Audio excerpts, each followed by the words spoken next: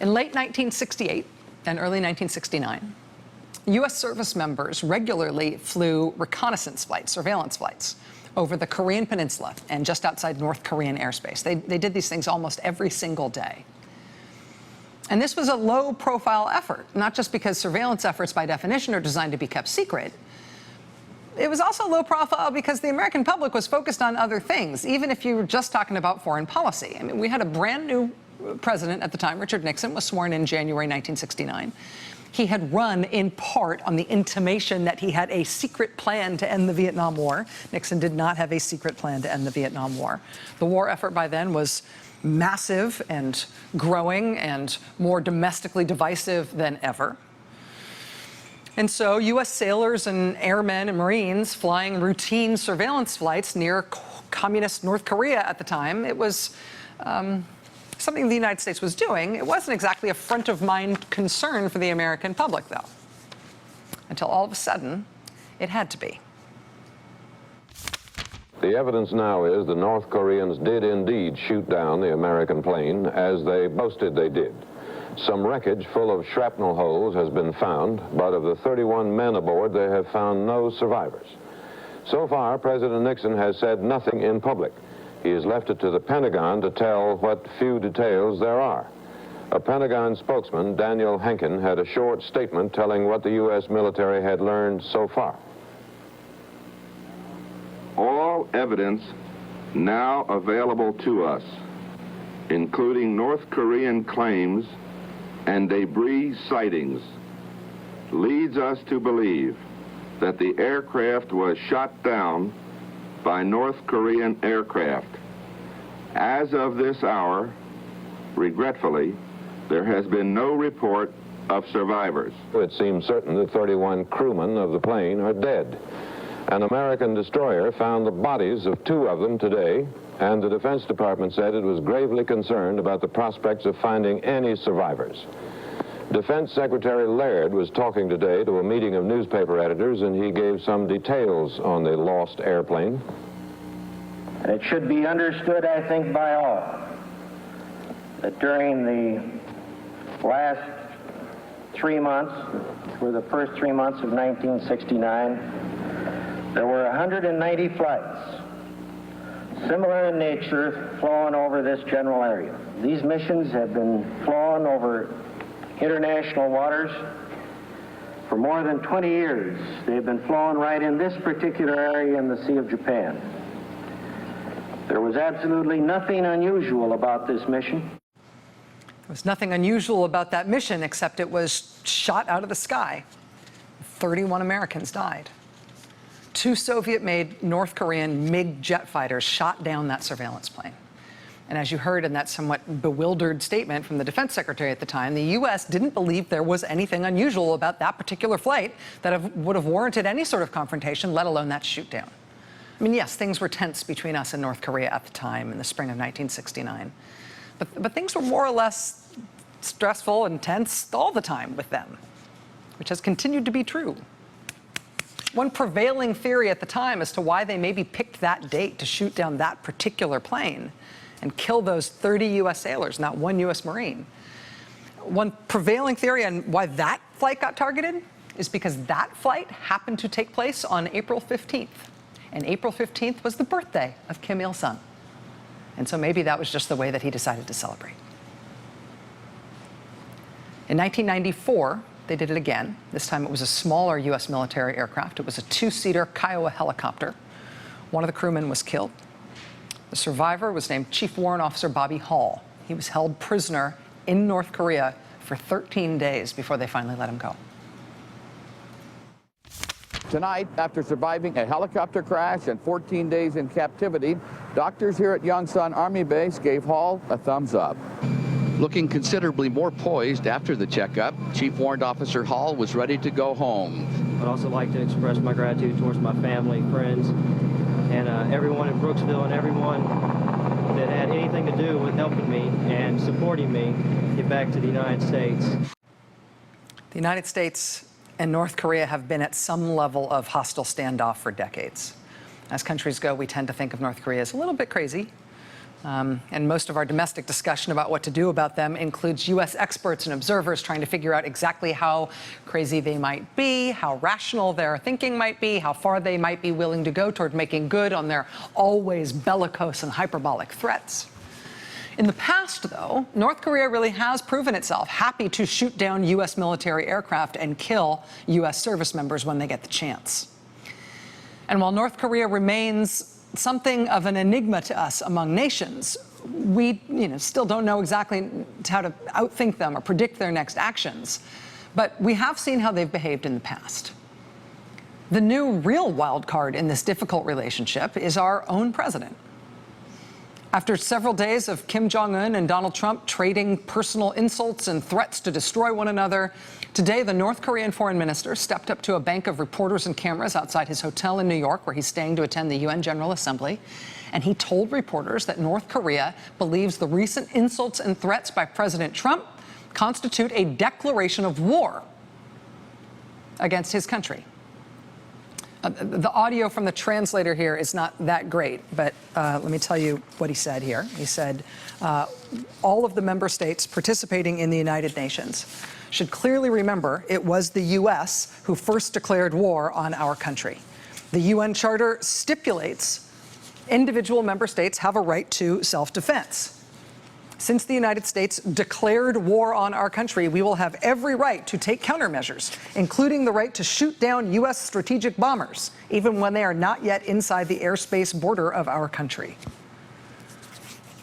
You know, it's one thing when they are threatening to turn us into a nuclear sea of fire or some crazy thing, or they're calling our president mentally deranged, or any of the other playground/South Park tantrum stuff that makes nuclear North Korea scary, but also sometimes funny as well.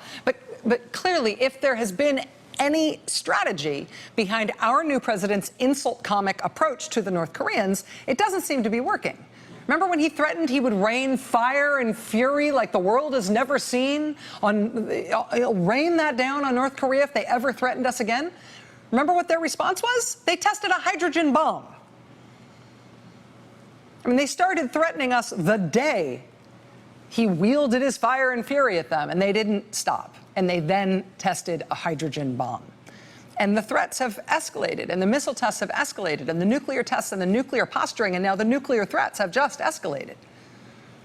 I mean, given the latest round of threats that North Korea has now issued today, I have two questions, both of which I think can be answered. The first one's about the latest nuclear threat they have made. The United States, what was then the Soviet Union, and China have all conducted tests of nuclear bombs where the bomb blew up in the air, an atmospheric nuclear test. So there are a few countries on Earth who have tested nuclear bombs that way. The United States and the Soviet Union both tested nuclear bombs in the air over the open ocean. China did it over some uninhabited desert on its own territory. But we haven't had a test like that, an atmospheric nuclear test on this planet since that Chinese one in 1980, 37 years ago. Well, North Korea, in response to this latest fight with President Trump, is, as of now, saying that they are going to detonate their new hydrogen bomb in the atmosphere over the Pacific Ocean. Again, we haven't had an atmospheric nuclear demonstration or nuclear test on this planet in 37 years. So my question about that is that threat real? Do we have a way of knowing if they are capable of pulling that off? Relatedly, if they do try to pull that off, what are the material consequences of that for the rest of the globe? And is there reason to worry that they might screw it up? They've had this incredibly increased pace of nuclear tests and new missile tests that they've been displaying over the last several months as President Trump has ramped up his threats and insults. I mean, they've been a nuclear power since 2006. They've been a missile threat to their immediate neighbors and to countries in increasingly far-flung parts of the globe since even before 2006. But now that they're threatening a new, highly unusual, very rare nuclear demonstration in the sky, do we have reason to fear that they might be able to successfully do that? Or that they might make a mistake if they try to do something like that? Is a mistake also potentially very dangerous if they give it a try? So that's my first question about their new nuclear threat. Here's my second question. They're now threatening to shoot U.S. warplanes out of the sky. What was the quote exactly? quote, even when they are not yet inside the airspace border of our country. And yes, we all know that the North Koreans make threats against the United States all the time. They have trademarked bellicosity in international relations. But U.S. warplanes fly over the Korean Peninsula and near to North Korea as a matter of course.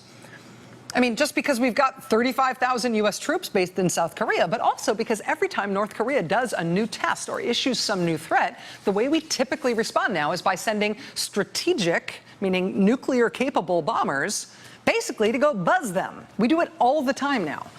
We went through just news stories that we've seen this calendar year of President Trump presumably ordering B-1 or B-2 nuclear-capable bombers to fly near North Korea. It happened on March 22nd. It happened on May 2nd. It happened May 29th. It happened June 8th, June 20th, July 6th, July 8th, July 17th, July 19th, July 30th, August 7th, August 31st. It happened this weekend on Saturday. Nuclear-capable bombers buzzing North Korea.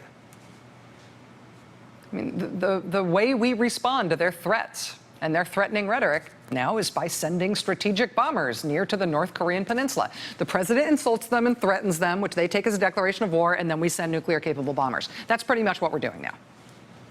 And we do it all the time. But it's one thing to threaten nuclear war. It's another thing to threaten to shoot down U.S. military aircraft. They have shot down U.S. military aircraft in the past. So that's my other question. What is the United States likely to do in response to this new threat from North Korea that they're going to start shooting down U.S. military planes? If, as I expect, the United States is going to keep flying these strategic bombers near North Korea because they don't want to stand down from a threat like that, does that mean that we're now at an increased risk of the worst happening? Maybe not by deliberate intention, but maybe because of mistake or miscommunication or miscalculation. These are the questions I am worried about. I think they are also questions that can be answered with the right expert. Joining us now is the right expert, Joe Cirincione, president of the Plowshares Fund, who now, I'm pleased to say, is MSNBC's nuclear security analyst. Mr. Cirincione, congratulations on this MSNBC gig, and I'm really glad to have you here. Thank you very much, Rachel. It's a pleasure to be here. Let me ask you the sort of specific stuff that I'm worried about first. Do we know if they are capable of setting off an atmospheric nuclear test of the type they threatened today? Probably. The last test they had was almost certainly a hydrogen bomb. It was quite large, hundreds of kilotons of explosive force. That's the size of a hydrogen bomb. Could they put it on the nose cone of a missile? Probably. U.S. intelligence says we have to make that assumption, and our military planners now plan for that eventuality. But it would be very risky. There's no certainty here. So, yes, they could do it. Could they do it reliably? Could they, I think your word was screw it up? Mm-hmm. Yes. They could screw it up. They could send this missile over Japan, and it might not make it over Japan. It could explode prematurely. It could fall into the ocean. It could explode too close to Japan. The plan would be to put it deep out into the Pacific, actually in the area roughly where we used to test. We detonated about 100 hydrogen bombs in the Pacific. But it could go wrong, and that could be absolutely catastrophic. Can I just ask you, I know you just said we did this 100 times with our own nuclear program. If they do it and they don't screw it up, if they do it and they do it correctly, is that also a dangerous thing in terms of fallout?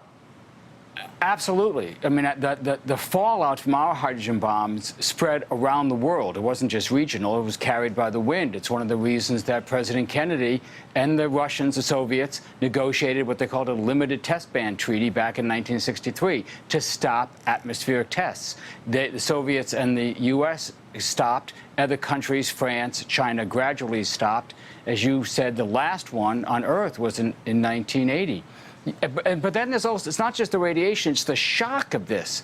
Remember, this was 1980. Most people in the United States were born after 1980. Median age is about 37. So most people have never seen a hydrogen bomb go off in the atmosphere, never seen a mushroom cloud. This would be a hugely psychologically shocking event to see something like this, and it's unpredictable what the U.S. response would be.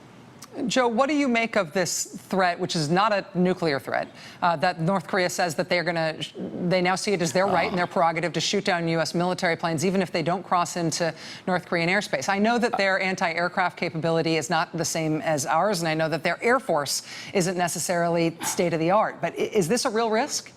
Absolutely, and that's why the Air Force, when they flew those B-1 bombers up the coast of North Korea, farther north than any U.S. plane has flown in this century, they sent F-15s to escort them. They sent a defensive unit. Remember, in 2010, 2003 rather, the North Koreans sent MiG-21s up to scare away a reconnaissance plane, which scooted out of danger quickly. Yeah, I think there's a real risk here. You know, I'm a big admirer of Admiral James Stavridis, the dean of the Fletcher School of Law and Diplomacy up at Tufts. And he puts the odds of a conventional war with Korea right now at 50-50, and the odds of a nuclear war at 1 in 10. I think that's about right, except I'd put the odds of a nuclear war higher. I don't think there'd be a fire break once we started firing at each other. Nuclear experts, nuclear security experts, Asia hands, are freaked out today at what they see as this escalatory crisis. It got so bad that the experts at 38 North, one of the leading expert sites, had to do an editorial today saying, take a deep breath. People are very worried about this crisis. It is, as one said, the closest we've come to a nuclear war since the Cuban Missile Crisis. This is a dangerous new phase of this confrontation. Joe Cirincione, president of the Plowshares Fund, MSNBC nuclear security analyst. Joe, thank you. Appreciate it. Thank you, Rachel. Okay, lots more to get to tonight. Stay with us. Hey there, I'm Chris Hayes from MSNBC. Thanks for watching MSNBC on YouTube. If you want to keep up to date with the videos we're putting out, you can click subscribe just below me, or click over on this list to see lots of other great videos.